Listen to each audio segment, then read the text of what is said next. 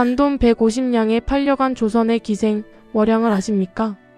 세상은 그녀를 천하다 비웃었지만 그녀의 영혼은 누구보다 고결했습니다. 밤마다 땅바닥에 쓴 글자들. 내 마음만은 더럽히지 않겠다는 처절한 다짐이었죠. 결국 그녀의 검은고 소리는 권력자의 마음까지 울렸고 스스로 자유를 쟁취합니다.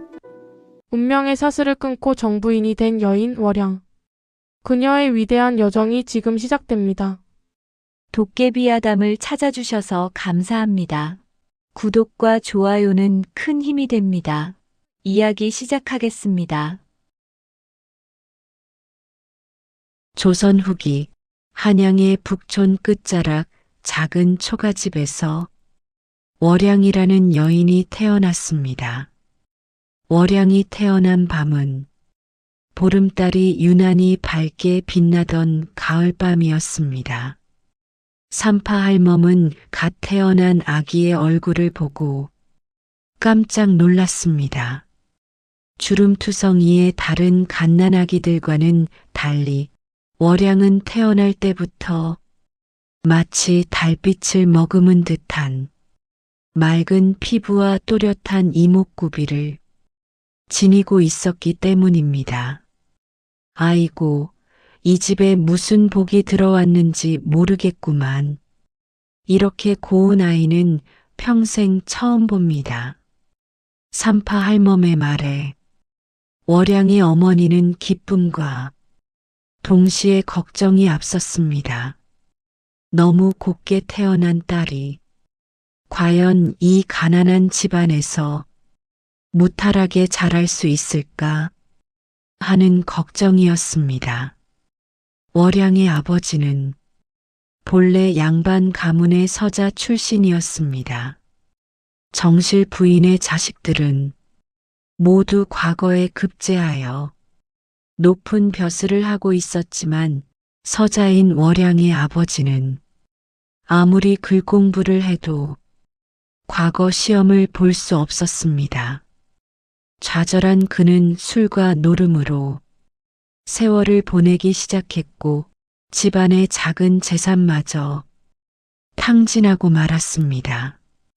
그럼에도 불구하고 월양은 어려서부터 총명하고 착한 성품으로 동네 사람들의 사랑을 받았습니다.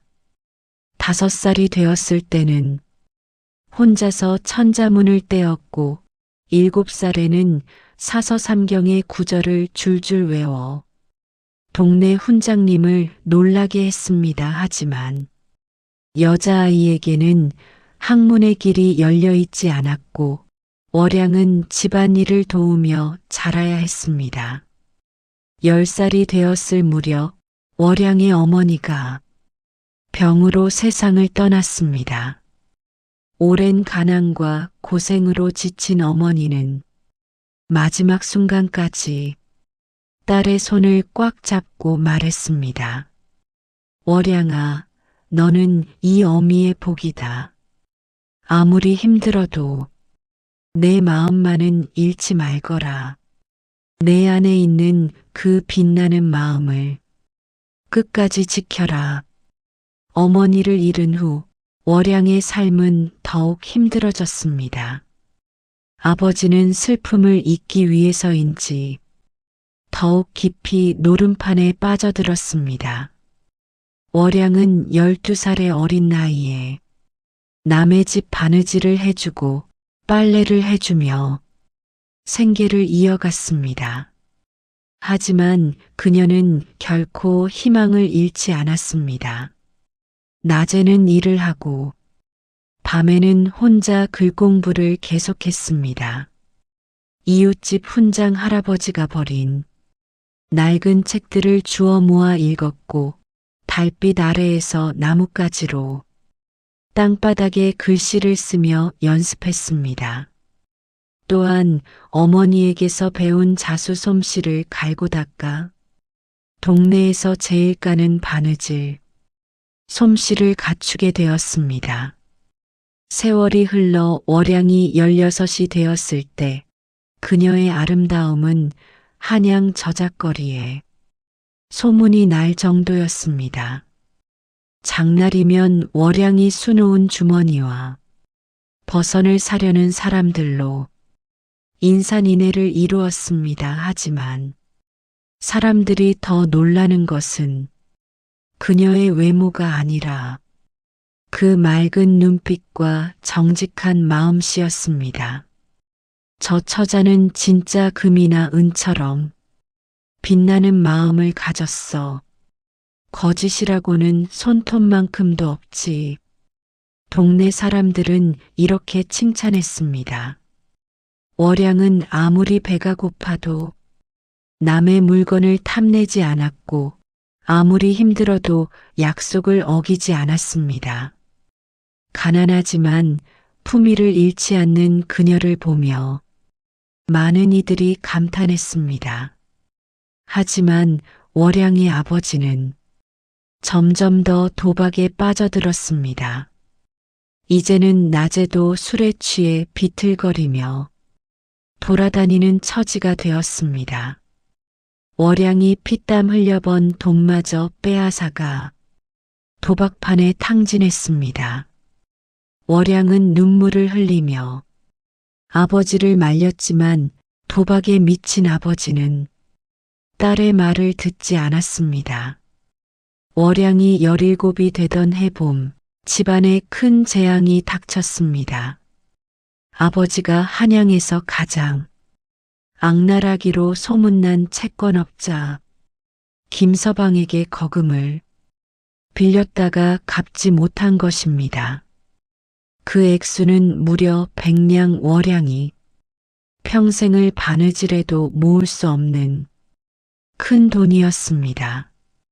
김서방의 하인들은 매일같이 월양의 집을 찾아와 난동을 부렸습니다. 초가집의 기둥을 걷어차고 솥단지를 빼앗아가고 심지어 월양의 어머니가 남긴 유일한 유품인 은비녀까지 가져갔습니다. 월양은 무릎을 꿇고 빌었지만 그들은 냉정하게 말했습니다. 돈을 갚지 못하면 내 아비는 옥에 갇히게 된다. 아니면 내가 대신 빚을 갚을 방법이 있지. 하인들의 음흉한 눈빛에 월양은 온몸에 소름이 돋았습니다. 그들이 무슨 말을 하려는지 월양은 알 수 있었습니다. 그날 밤 술에 취한 아버지가 비틀거리며 집으로 돌아왔습니다. 월양은 아버지 앞에 무릎을 꿇고 간곡히 말했습니다. 아버지, 제발 이제 그만하십시오. 이러다가 정말 큰일 납니다. 하지만 아버지는 딸의 손을 뿌리치며 소리쳤습니다. 내가 뭘 안다고. 내가 이번에 한 판만 더 하면 모든 빚을 갚을 수 있어. 큰 돈을 딸 수 있다고. 도박에 중독된 사람들이 항상 하는 말이었습니다. 월양은 고개를 떨구고 눈물을 흘렸습니다. 사흘 후 더 큰 재앙이 닥쳤습니다. 아버지가 또다시 도박판에서 큰 돈을 잃고 돌아온 것입니다. 이번에는 무려 50냥을 더 빌렸습니다. 이제 빚은 총 150냥. 평민 가정이 10년을 먹고 살 수 있는 거금이었습니다. 김서방이 직접 월양의 집을 찾아왔습니다. 그는 월양의 아버지에게 냉정하게 말했습니다. 이 빚을 갚지 못하면 자네는 노비로 팔려가거나 옥사에서 죽게 될 거야. 하지만 자네 딸을 내게 넘기면 모든 빚을 탕감해 주지 어떤가? 월양은 그 말을 듣고 몸이 얼어붙었습니다. 아버지는 고개를 숙인 채 한참 동안 말이 없었습니다. 월양은 아버지가 거절해 주기를 간절히 바랐습니다. 하지만 아버지의 입에서 나온 말은 참담했습니다. 알겠소. 월양을 데려가시오. 그 순간 월양의 세상은 무너졌습니다. 눈앞이 캄캄해지고 다리에 힘이 풀렸습니다. 자신을 이 세상에 태어나게 한 아버지가 자신을 돈 때문에 팔아넘기는 것이었습니다. 김서방은 만족스러운 미소를 지으며 말했습니다. 현명한 결정이야. 안심해. 내가 자네 딸을 한양에서 가장 고급스러운 기방 만월루에 팔아넘길 테니까 거기서라면 자네 딸의 미모로 큰 돈을 벌 수 있을 거야. 월양은 아버지를 바라보았습니다. 아버지는 고개를 돌린 채 월양을 쳐다보지도 못했습니다. 죄책감인지 수치심인지 아니면 그저 비겁함인지 월양은 알 수 없었습니다. 그녀는 차라리 아버지가 자신을 똑바로 쳐다보며 사과라도 하기를 바랐습니다. 하지만 아버지는 끝까지 고개를 들지 못했습니다.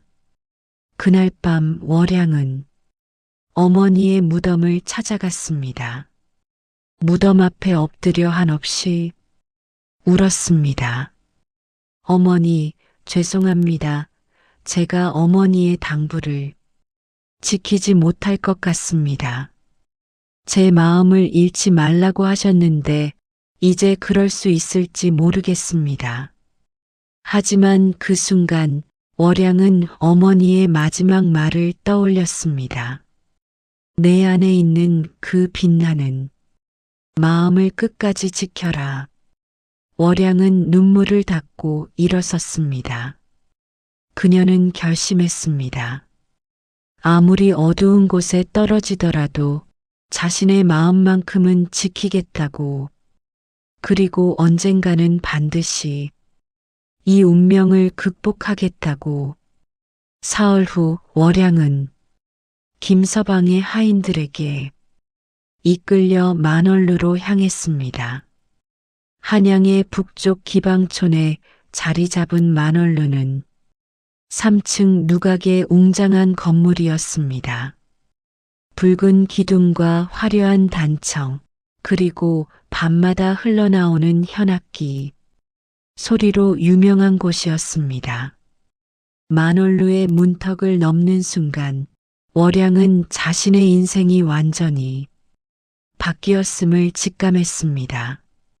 화려한 비단옷을 입은 기녀들과 술에 취한 양반들의 웃음소리가 가득한 이곳은 월양이 살아온 세상과는 너무나 달랐습니다. 만월루의 주인 김포주는 60이 넘은 노파였지만 눈빛만큼은 젊은이 못지않게 날카로웠습니다.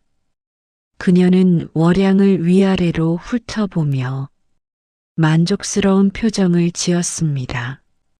오호, 소문대로 미인이로구나. 잘 가르치면 이해 하나로 큰 돈을 벌 수 있겠어. 김포주의 말에 주변의 기녀들이 월양을 힐끔힐끔 쳐다보았습니다.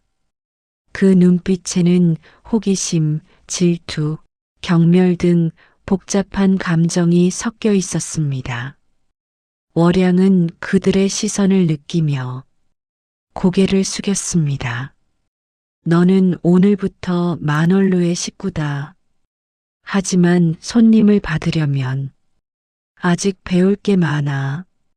일단은 자빌부터 시작해라. 검은고도 배우고 춤도 배우고 시와 노래도 익혀야 한다. 알겠느냐? 김포주의 말에 월양은 고개를 끄덕였습니다. 월양은 만월루의 가장 작은 다락방을 배정받았습니다. 좁고 추운 방이었지만 월양은 불평하지 않았습니다. 오히려 혼자만의 공간이 있다는 것에 감사했습니다. 그 작은 방에서라도 자신의 생각을 정리하고 마음을 다잡을 수 있었기 때문입니다. 다음 날부터 월양의 고된 일상이 시작되었습니다.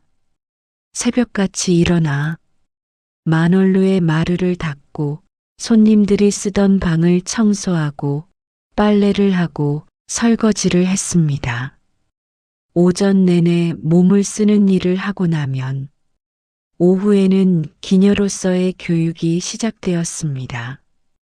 검은고를 가르치는 스승은 늙은 악사방 영감이었습니다.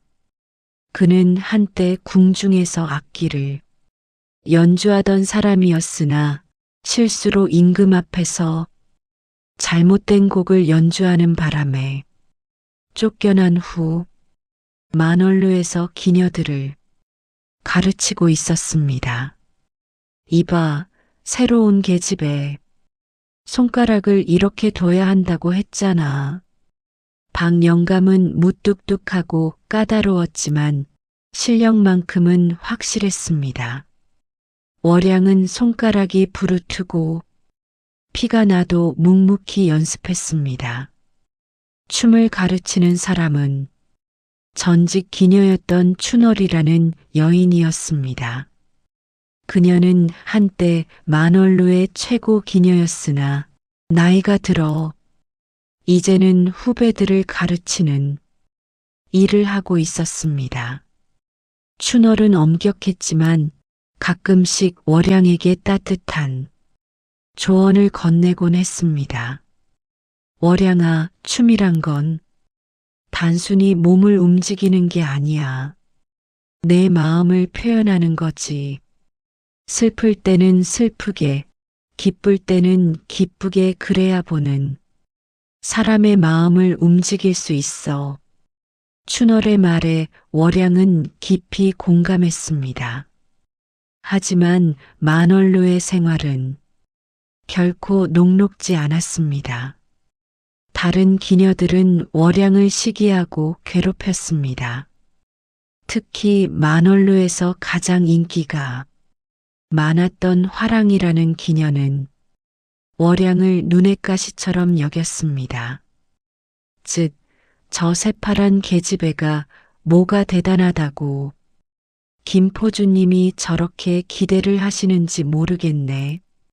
화랑은 다른 기녀들과 함께 월양을 놀려대곤 했습니다.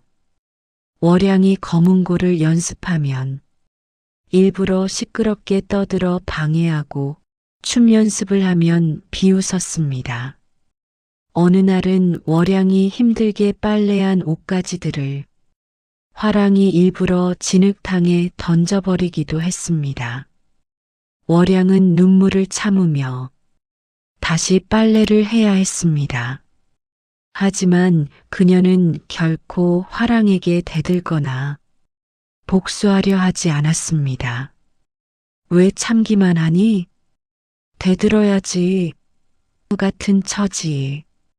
어린 기녀 소아가 분해하며 물었을 때 월양은 조용히 대답했습니다. 화를 내면 내 마음만 더러워져요. 저는 제 마음만큼은 깨끗하게 지키고 싶어요.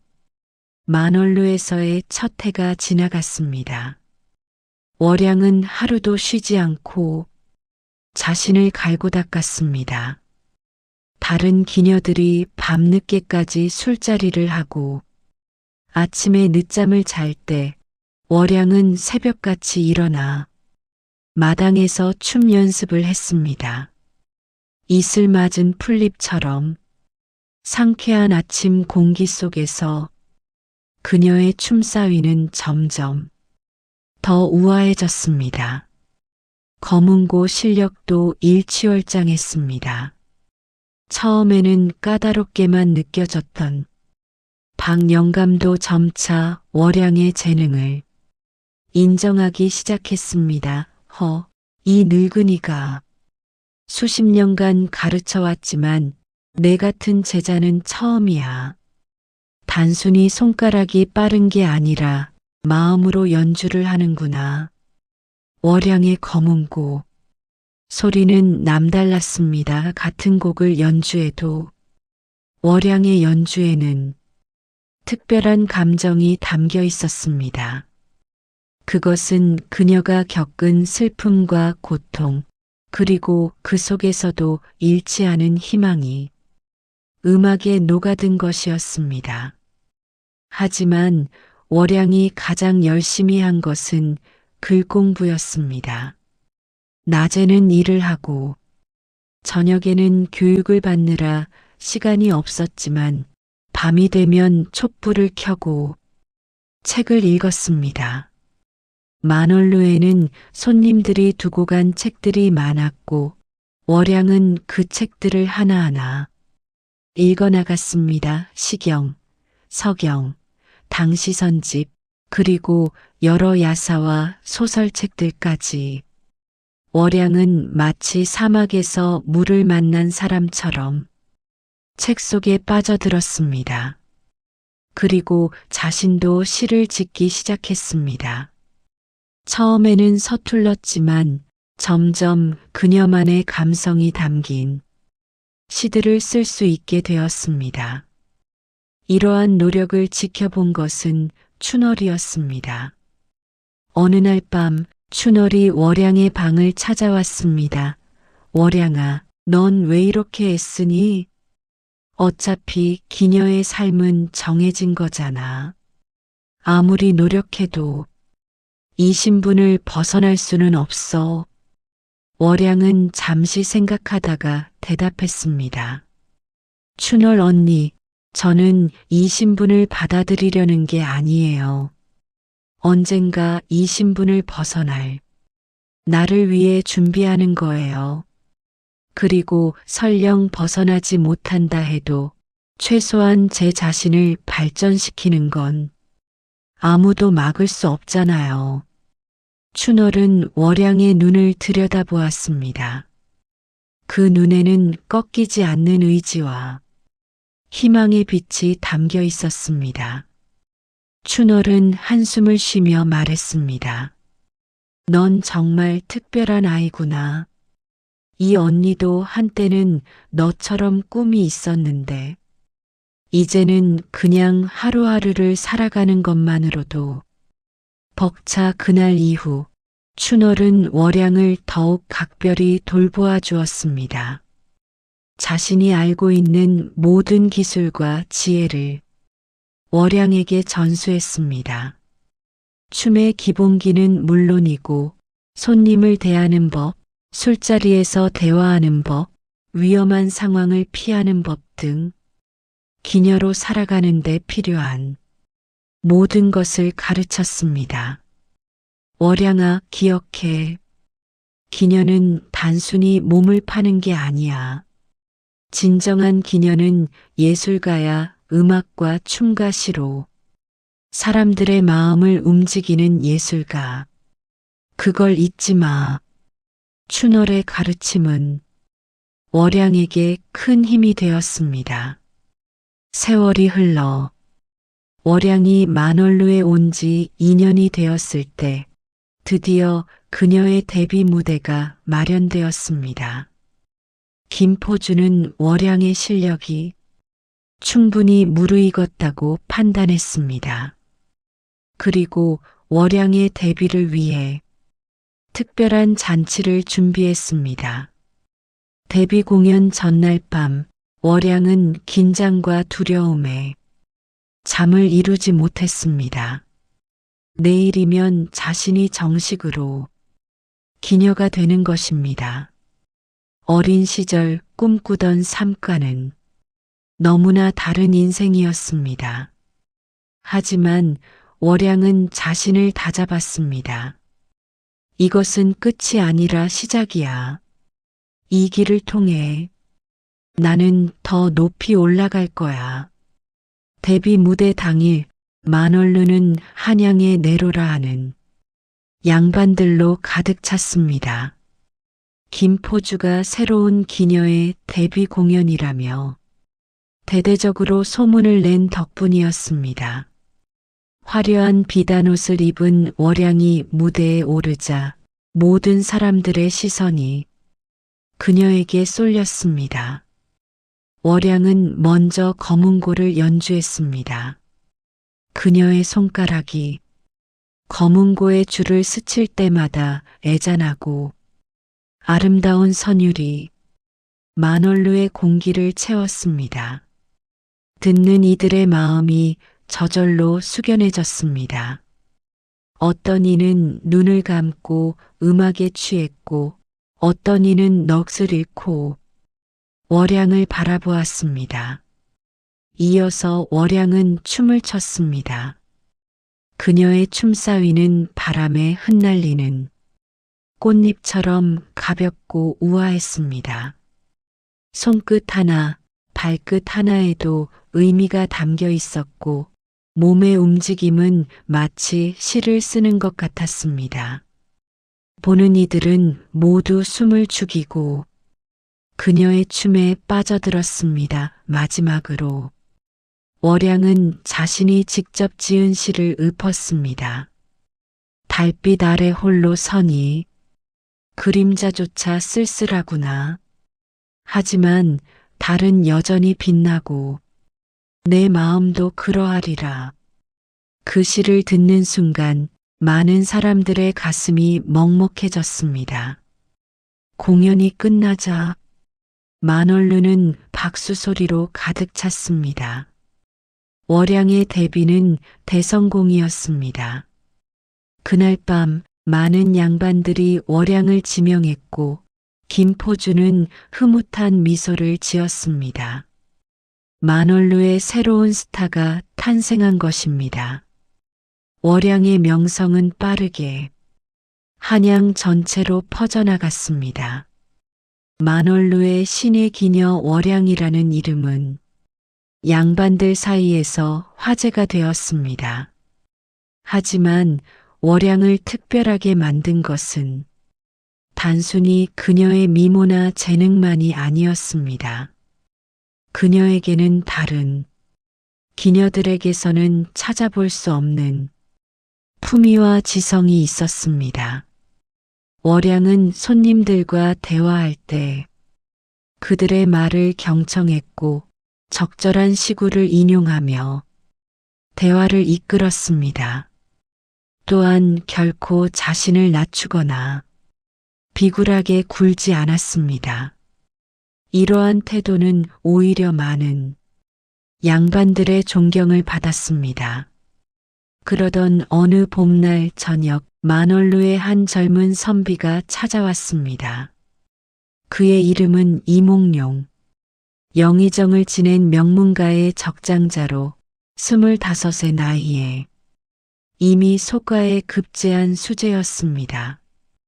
훤칠한 키에 단정한 용모를 지닌 그는 학식과 인품으로 한양의 선비들 사이에서 존경받는 인물이었습니다. 몽룡은 친구들의 권유로 마지못해 만월루에 왔습니다. 사실 그는 기방에 관심이 없었습니다.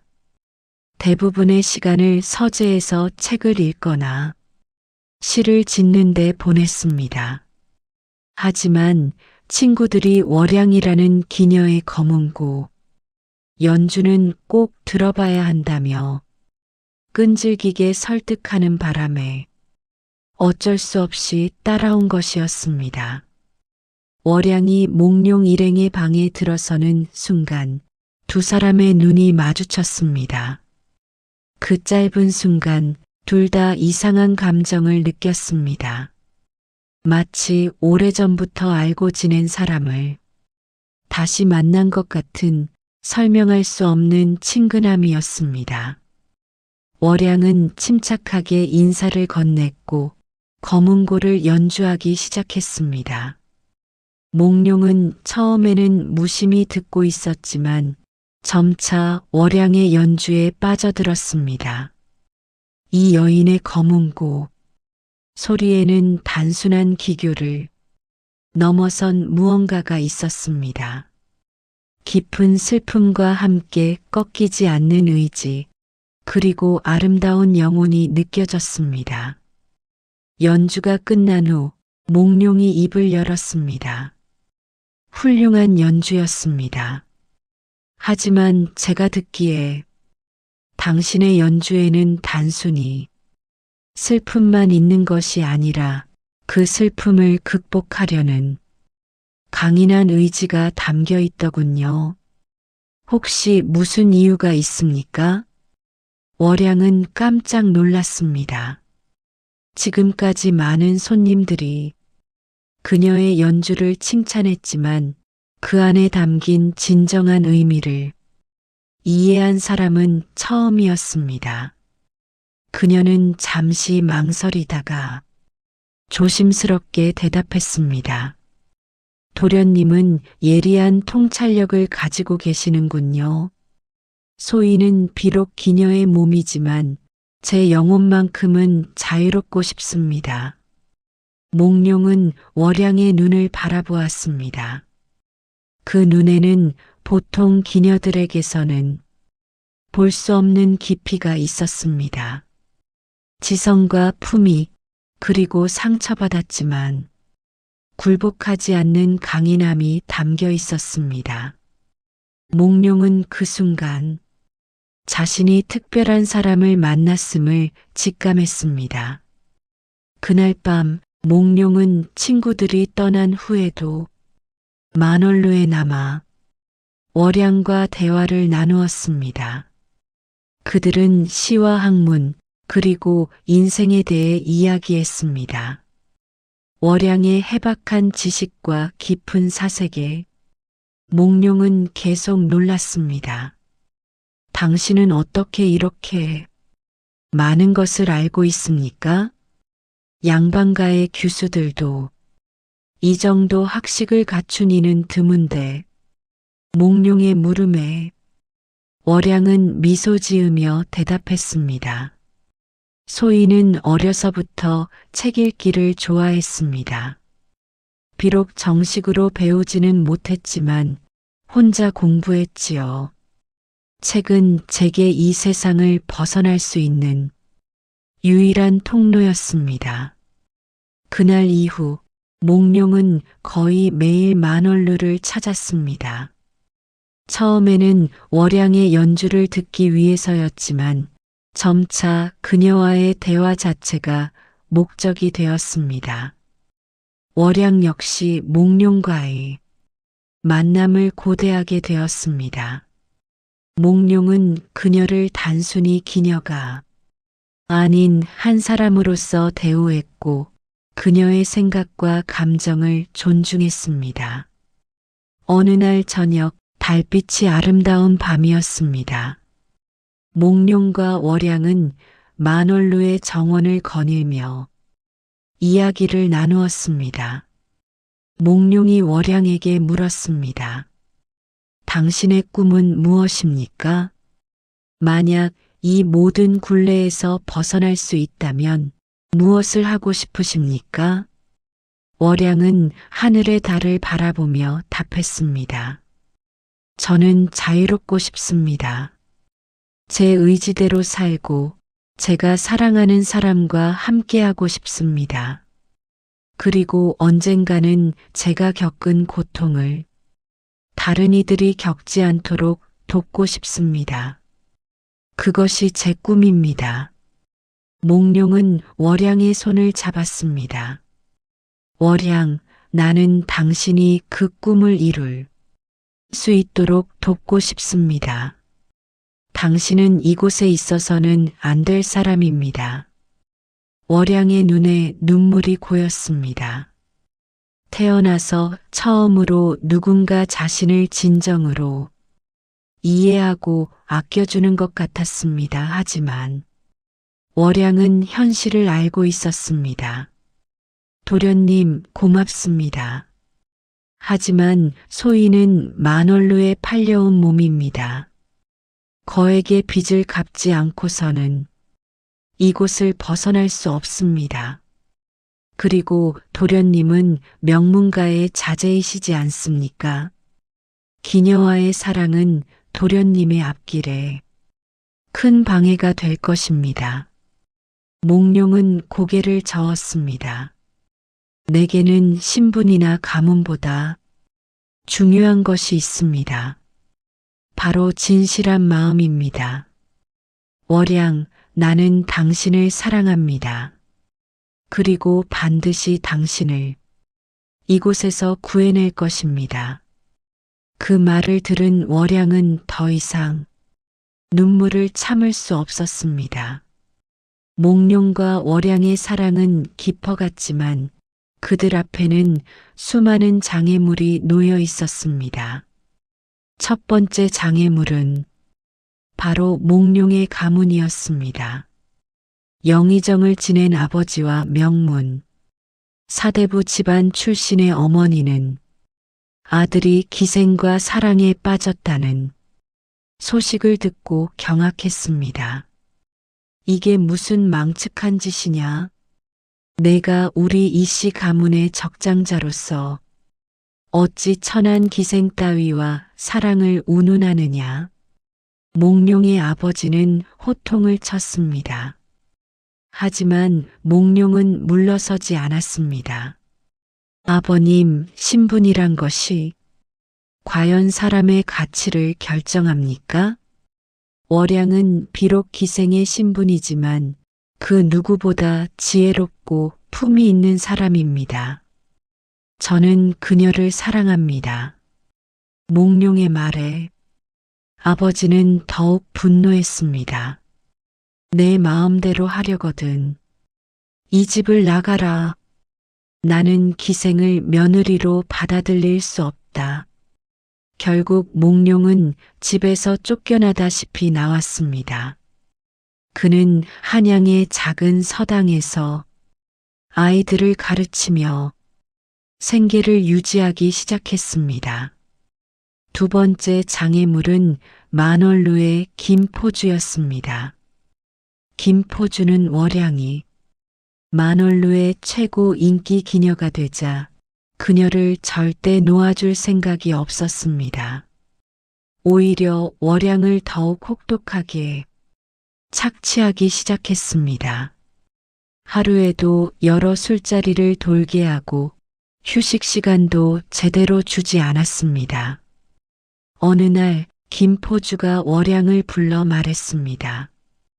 월양아, 내가 이몽룡이라는 선비와 사랑에 빠졌다며?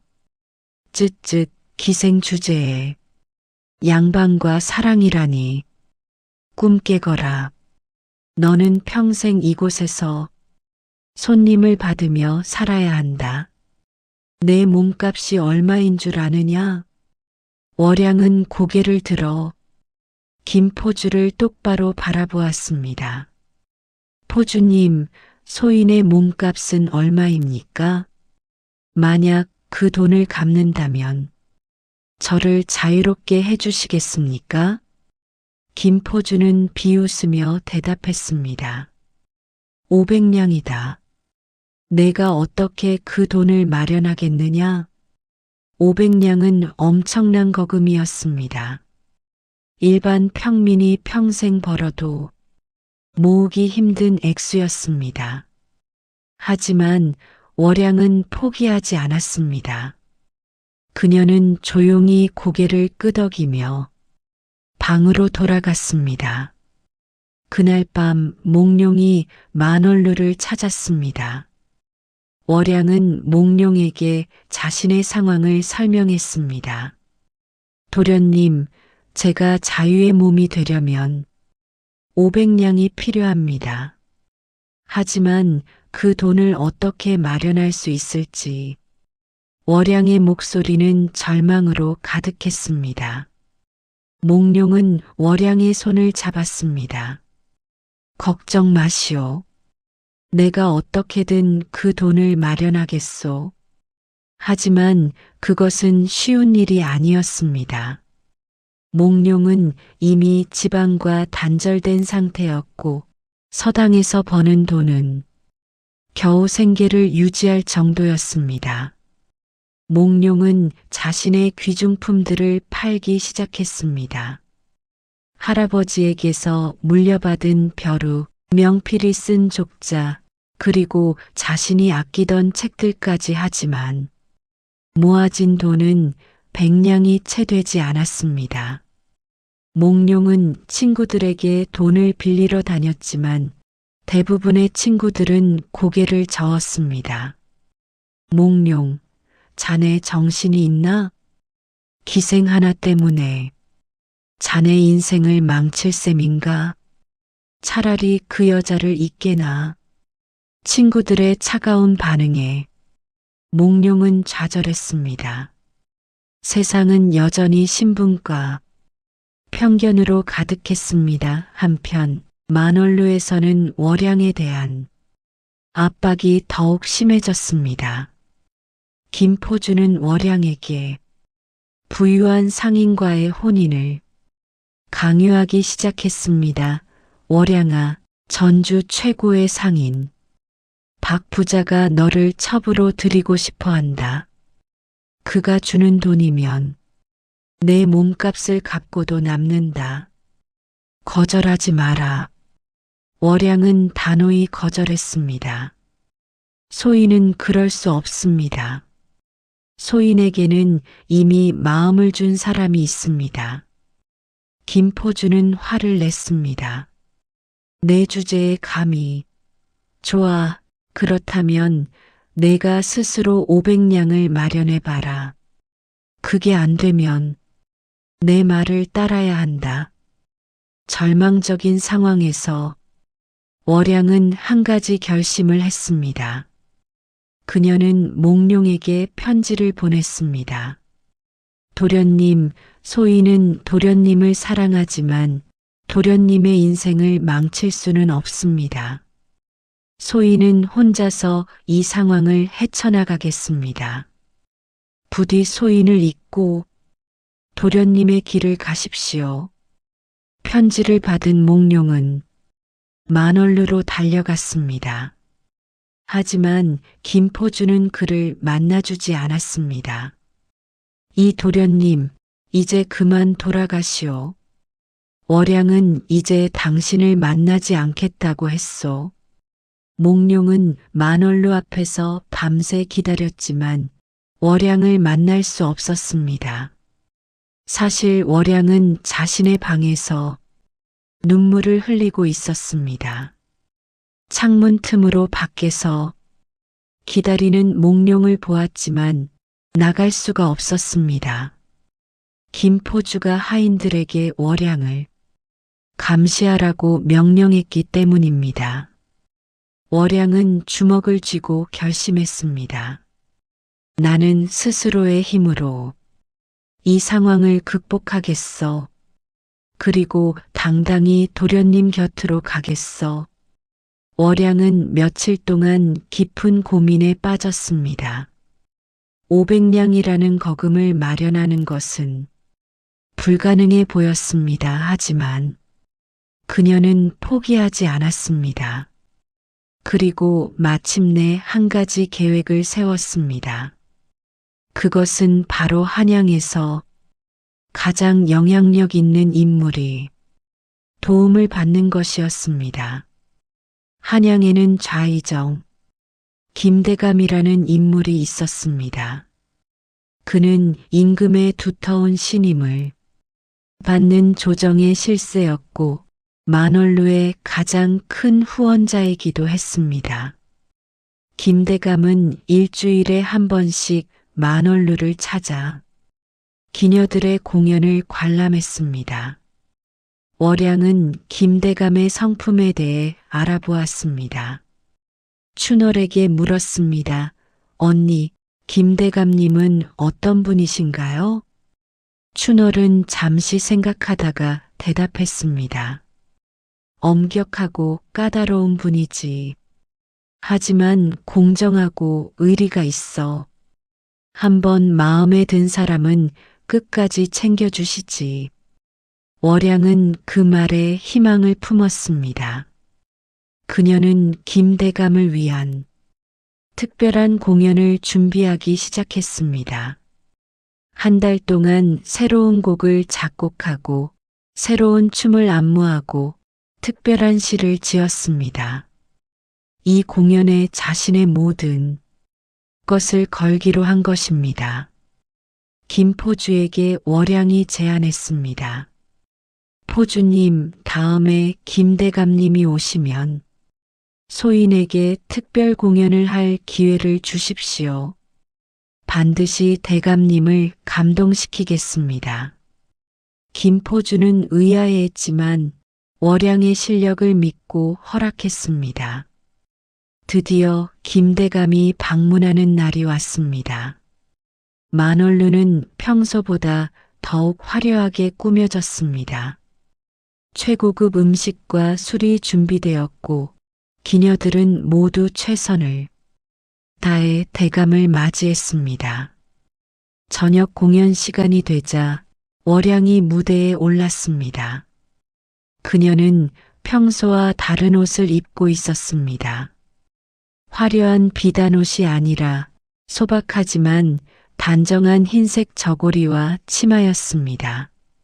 마치 양반가의 규수처럼 보였습니다. 월양은 먼저 자신이 작곡한 검은고 곡을 연주했습니다. 그 곡의 제목은 달빛 아래의 꿈이었습니다.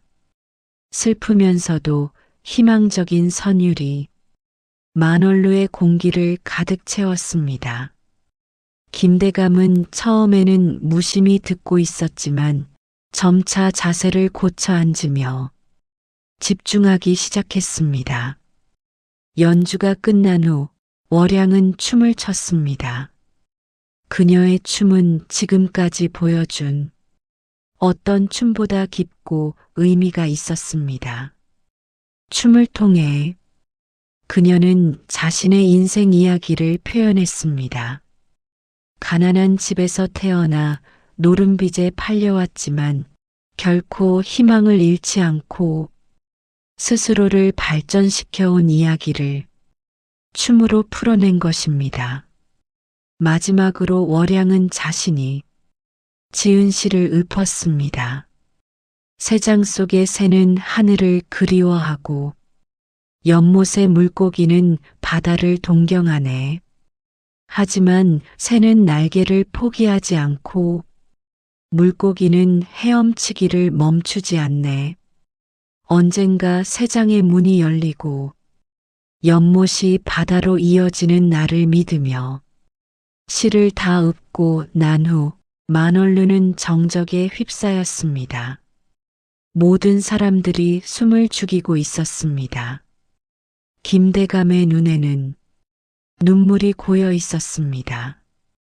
그는 월양의 공연에 깊이 감동받았습니다. 월양 김대감이 처음으로 월양의 이름을 불렀습니다. 내 재능은 정말 대단하구나. 그리고 내 마음은 더욱 아름답다. 내게 소원이 있다면 말해보거라. 내가 들어줄 수 있는 것이라면 들어주마. 월양은 김대감 앞에 무릎을 꿇고 눈물을 흘리며 말했습니다. 대감마님, 소인은 기녀의 삶을 살고 싶지 않습니다. 소인은 비록 가난한 집에서 태어났고 아버지의 빚 때문에 이곳에 팔려왔지만 제 안에는 꺾이지 않는 희망이 있습니다. 부디 소인을 만월루에서 벗어나게 해주십시오. 김대감은 잠시 생각에 잠겼습니다. 그리고 김포주를 불렀습니다. 김포주, 월양의 몸값이 얼마인가? 김포주는 당황하며 대답했습니다. 네, 대감마님 500냥입니다. 김대감은 고개를 끄덕였습니다. 좋아, 내가 500냥을 지불하겠네. 월양을 자유롭게 해주게. 만월루에 있던 모든 사람들이 놀라 숨을 죽였습니다.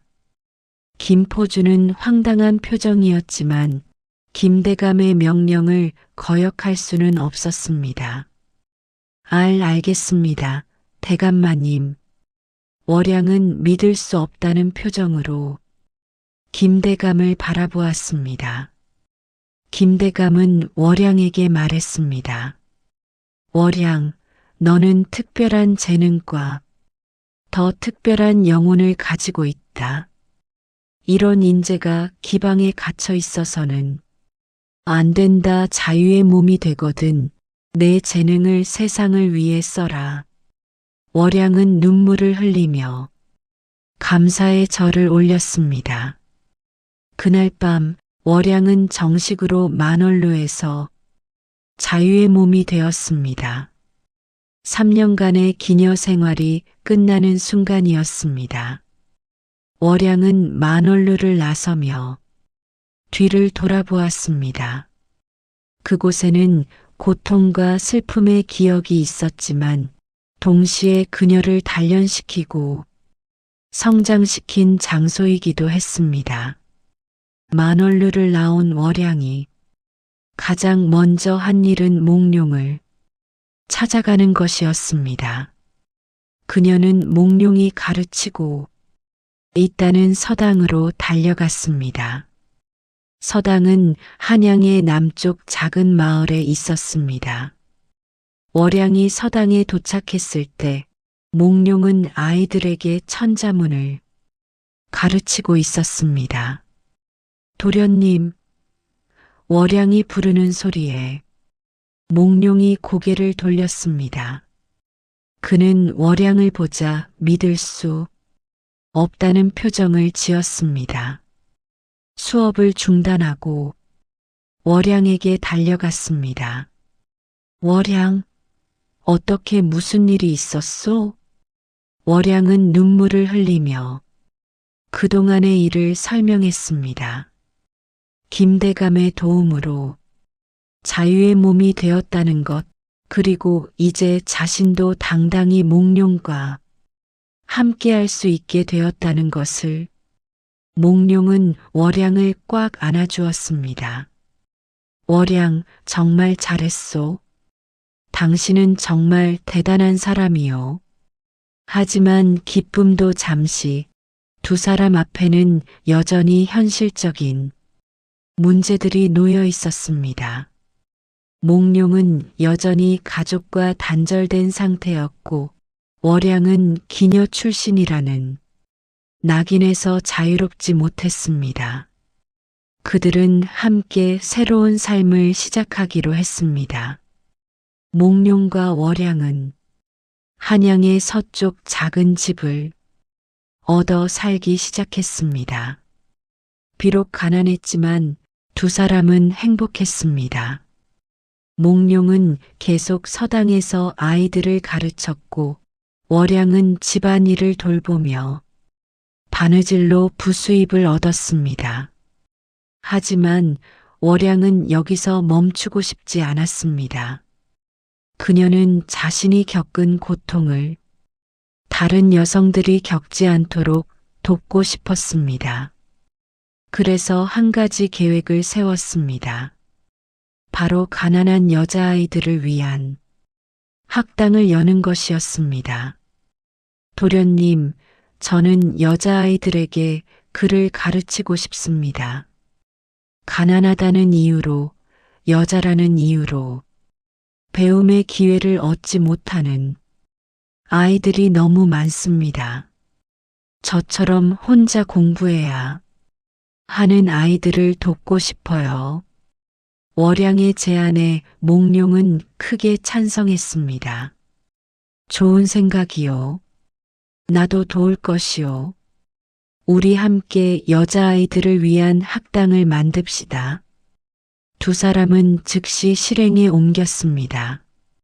자신들의 작은 집 마당 한쪽을 정리하여 교실로 만들고 동네에 소문을 냈습니다.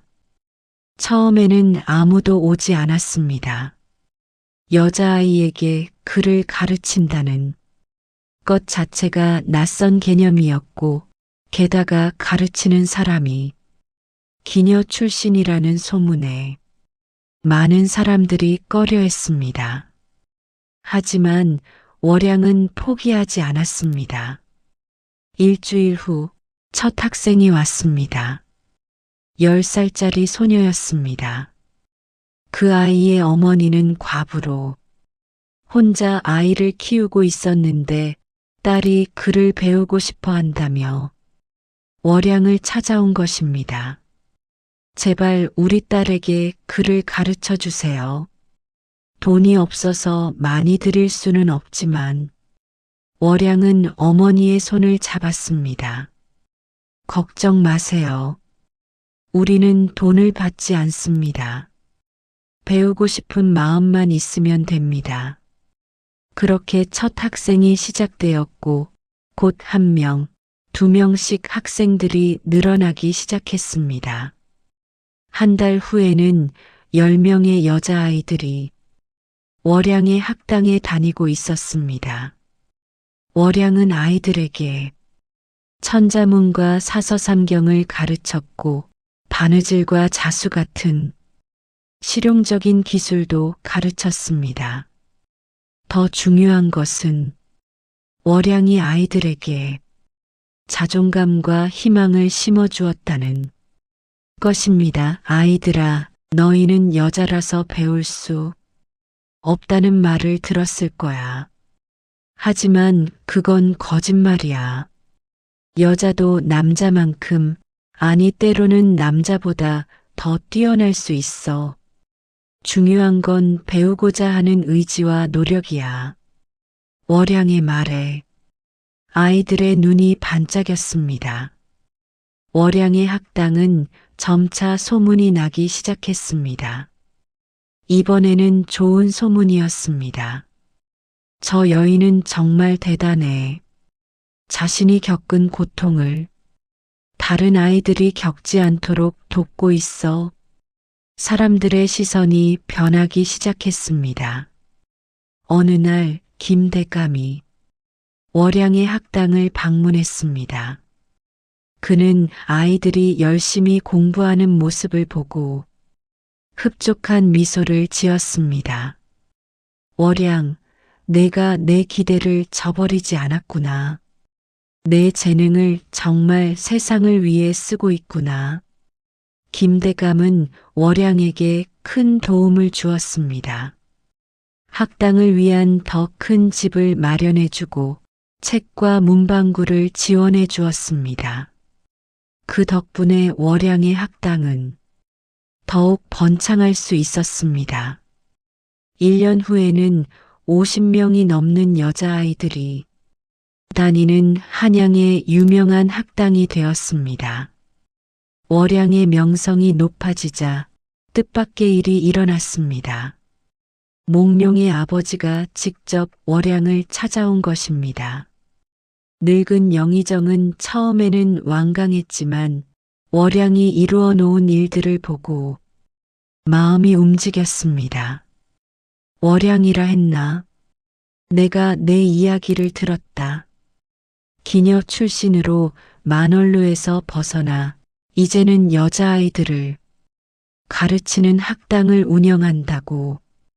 영의정의 목소리는 여전히 엄격했지만 예전처럼 적대적이지는 않았습니다. 월양은 정중하게 절을 올렸습니다. 예, 대감마님. 소인은 비록 천한 출신이지만 도련님을 진심으로 사랑하며 세상을 위해 조금이나마 기여하고 싶습니다. 영의정은 월양을 오랫동안 바라보았습니다. 허허, 내가 잘못 보았구나. 신분이란 것이 그 사람의 됨됨이를 결정하는 것은 아니었어. 내가 한 일들을 보니 내 마음이 얼마나 고귀한지 알겠다. 영의정은 무릎을 굽혔습니다. 그것은 인정의 표시였습니다. 월양, 내가 너와 몽룡의 혼인을 반대한 것을 용서해다오. 나는 오직 가문의 명예만 생각했지 내 아들의 행복과 내 가치를 제대로 보지 못했다. 부디 우리 집안의 며느리가 되어주겠느냐? 영의정의 말에 월양은 눈물을 흘렸습니다. 대감마님, 소인을 받아주셔서 감사합니다. 소인은 비록 부족하지만 도련님을 잘 모시고 이씨 가문에 누가 되지 않도록 하겠습니다. 그날 영의정은 몽룡도 불러 세 사람이 함께 이야기를 나누었습니다. 한 달 후 몽룡과 월양은 정식으로 혼인식을 올렸습니다. 비록 소박한 혼례였지만 두 사람에게는 세상 그 어떤 것보다 소중한 순간이었습니다. 영의정은 아들 부부를 위해 한양에 좋은 집을 마련해 주었고 몽룡이 다시 과거 시험을 준비할 수 있도록 지원했습니다. 몽룡은 월양의 격려와 내조 속에서 열심히 공부했습니다. 월양은 낮에는 학당을 운영하고 밤에는 몽룡의 공부를 도왔습니다.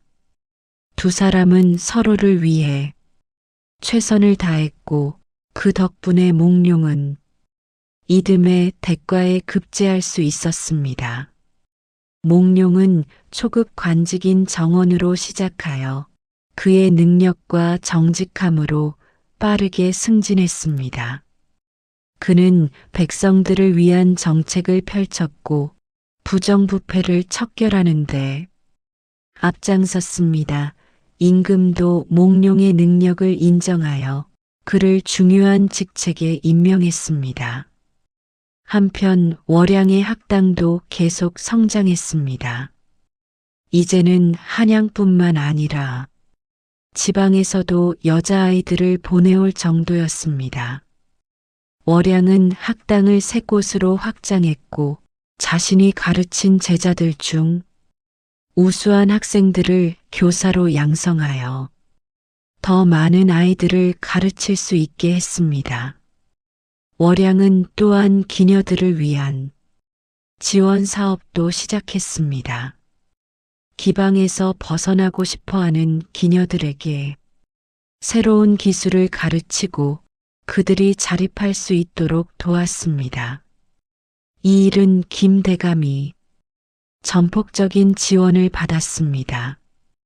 어느 날 월양의 학당에 특별한 손님이 찾아왔습니다.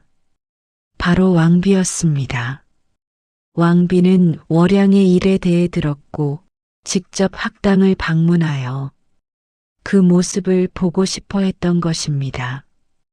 월양은 긴장하면서도 정성을 다해 왕비를 맞이했습니다. 왕비는 여자아이들이 공부하는 모습을 보고 크게 감동했습니다. 월양, 참으로 훌륭한 일을 하고 있구려. 여자도 배워야 한다는 생각은 옳소. 나도 어린 시절 더 많이 배우고 싶었지만 기회가 없었지요. 왕비는 월양의 손을 잡고 격려했습니다. 그날 이후 왕비는 월양의 학당을 왕실의 공식 후원 대상으로 삼았습니다. 이는 여성 교육에 대한 왕실의 인정을 의미하는 것이었고 조선 사회에 큰 파장을 일으켰습니다. 많은 양반가에서도 딸들을 월양에 학당에 보내기 시작했습니다. 월양은 이제 한양에서 가장 존경받는 여성 중 한 명이 되었습니다. 기녀 출신이라는 과거는 더 이상 그녀를 정의하지 않았습니다. 사람들은 그녀를 교육자 월양, 자성가 월양이라고 불렀습니다. 어느 날 월양은 우연히 아버지의 소식을 들었습니다. 아버지는 여전히 가난하게 살고 있었고 노름은 그만두었지만 건강이 좋지 않았습니다. 월양은 고민 끝에 아버지를 찾아가기로 했습니다. 오랜만에 만난 아버지는 많이 늙어 있었습니다. 머리는 백발이 되었고 등은 굽어 있었습니다. 아버지는 월양을 보자 눈물을 흘렸습니다. 월양아, 아버지가 잘못했다. 너를 그런 곳에 팔아넘긴 것을 평생 후회하며 살았다. 월양도 눈물을 흘렸습니다. 그녀는 아버지를 원망할 수도 있었지만 그러지 않았습니다. 아버지, 이제 그만 괴로워하세요. 저는 이제 행복합니다. 그리고 그 모든 시련이 저를 더 강하게 만들었어요. 월양은 아버지를 용서했습니다. 월양은 아버지를 자신의 집으로 모셨습니다. 아버지는 남은 생을 손녀들을 돌보며 평화롭게 보냈습니다. 월양과 몽룡은 3명의 자녀를 두었는데 모두 부모의 가르침을 받아 훌륭하게 성장했습니다. 세월이 흘러 월양과 몽룡은 중년을 지나 노년에 접어들었습니다. 몽룡은 이조판서라는 높은 벼슬에 올랐고 조선의 교육개혁을 주도했습니다. 그는 여성 교육의 중요성을 주장했고 전국의 여자 학당을 설립하는 정책을 펼쳤습니다. 월양은 여전히 학당을 운영하며 후학양성에 힘썼습니다. 그녀의 학당은 이제 10곳으로 늘어났고 수백 명의 여자아이들이 그곳에서 배우고 있었습니다. 월양의 제자들 중 일부는 시인이 되었고 일부는 교육자가 되었으며 일부는 의녀가 되어 사회에 기여했습니다. 어느 봄날 월양은 자신의 첫 번째 학당을 찾았습니다. 그곳은 이제 역사적인 장소가 되어 많은 사람들이 방문하는 곳이었습니다. 월양은 교실을 둘러보며 옛 추억에 잠겼습니다. 처음 10명의 학생으로 시작했던 작은 학당이 이렇게 커졌다는 것이 믿기지 않았습니다. 그때 한 젊은 여성이 월양에게 다가왔습니다. 선생님, 저를 기억하십니까? 저는 선생님의 첫 번째 제자였던 소아입니다. 월양은 깜짝 놀라 소아를 바라보았습니다. 그 어린 소녀가 이제는 당당한 여성이 되어 있었습니다. 소아야, 얼마나 컸니? 지금은 무엇을 하고 있니? 월양의 물음에 소아는 자랑스럽게 대답했습니다. 저는 지금 지방에서 여자 학당을 운영하고 있습니다. 선생님처럼 많은 여자아이들을 가르치고 있어요. 모든 것이 선생님 덕분입니다. 월양의 눈에 눈물이 고였습니다. 자신이 뿌린 씨앗이 이렇게 열매를 맺고 있다는 것이 너무나 감격스러웠습니다. 소아야, 잘했구나. 내가 나의 가장 큰 자랑이란다. 계속 좋은 일을 하거라. 그날 저녁 월양은 집으로 돌아와 몽룡과 함께 차를 마시며 이야기를 나누었습니다. 도련님, 저희가 참 많은 일을 해냈지요? 몽룡은 월양의 손을 잡으며 미소 지었습니다. 당신이 있었기에 가능했소, 월양. 당신은 나의 영감이자 힘이었소. 월양은 창밖의 달을 바라보았습니다. 그 달은 그녀가 태어난 밤처럼 밝게 빛나고 있었습니다. 그녀는 자신의 인생을 돌아보았습니다. 가난한 집에서 태어나 노름빚에 팔려가고 기녀 생활을 하며 온갖 고통을 겪었던 과거. 하지만 그 모든 것을 극복하고 지금 이 자리에 있는 현재. 도련님, 저는 제 인생이 후회되지 않아요. 물론 고통스러운 순간들도 많았지만 그 모든 것이 저를 지금의 제가 되게 했으니까요. 그리고 무엇보다 도련님을 만났으니까요. 월양의 말에 몽룡은 그녀를 꽉 안아주었습니다. 세월이 더 흘러 월양이 60을 넘겼을 때 임금이 그녀를 궁으로 불렀습니다. 임금은 월양의 공로를 기려 특별한 상을 내리고 싶어 했습니다. 월양, 그대는 조선의 여성들에게 새로운 길을 열어주었소. 그대의 노력 덕분에 많은 여성들이 배움의 기회를 얻었고 자신의 재능을 펼칠 수 있게 되었소. 임금은 월양에게 정부인이라는 칭호를 내렸습니다. 이는 기녀 출신으로서는 전례가 없는 일이었습니다.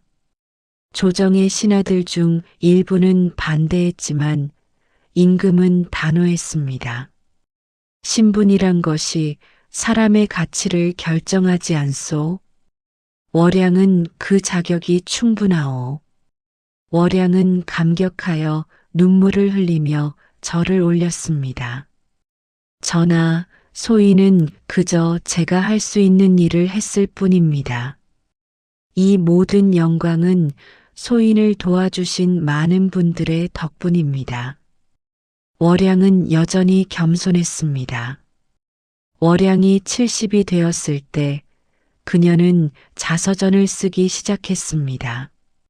제목은 달빛 아래 피어난 꽃이었습니다. 그 책에는 그녀의 기구한 인생 이야기와 함께 여성들에게 전하는 메시지가 담겨 있었습니다. 여러분, 우리의 운명은 정해진 것이 아닙니다. 아무리 어두운 밤이라도 달은 빛을 잃지 않습니다. 우리도 마찬가지입니다. 아무리 힘든 상황에 처하더라도 우리 안에 있는 빛을 잃지 마십시오. 그 빛이 결국 우리를 이끌어 줄 것입니다. 월양의 자서전은 큰 인기를 얻었습니다. 많은 여성들이 그 책을 읽고 용기를 얻었습니다. 특히 어려운 처지에 있는 여성들에게 큰 희망이 되었습니다. 나도 월양 선생님처럼 할 수 있어. 나도 내 운명을 바꿀 수 있어. 월양이 80세가 되었을 때 그녀는 몽룡과 함께 한양교회의 작은 정자에서 여생을 보냈습니다.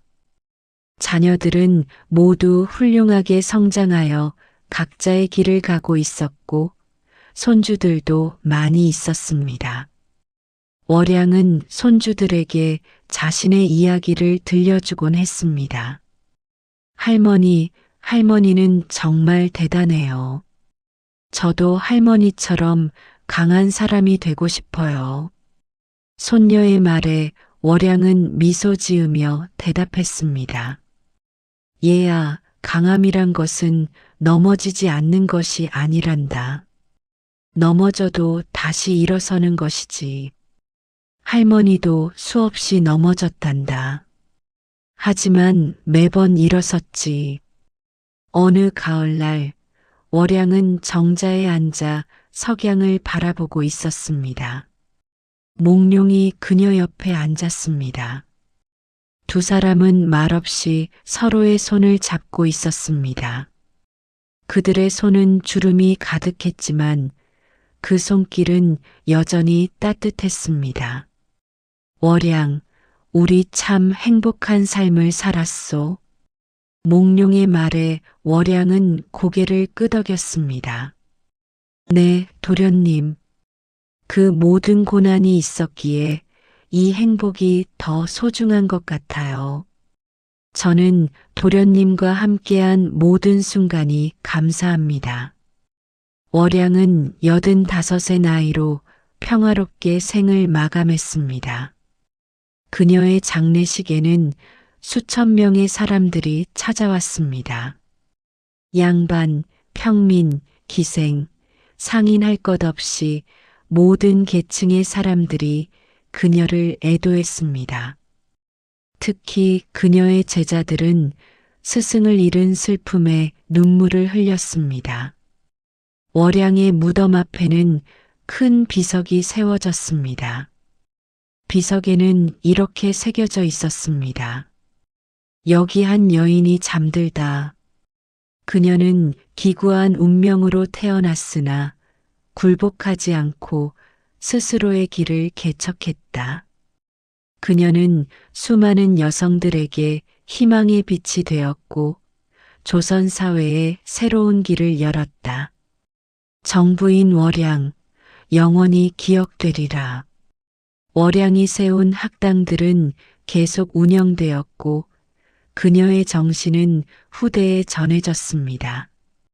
수십 년이 지난 후에도 사람들은 월양의 이야기를 들려주며 그녀를 조선시대의 위대한 여성 교육자이자 사회개혁가로 기억했습니다.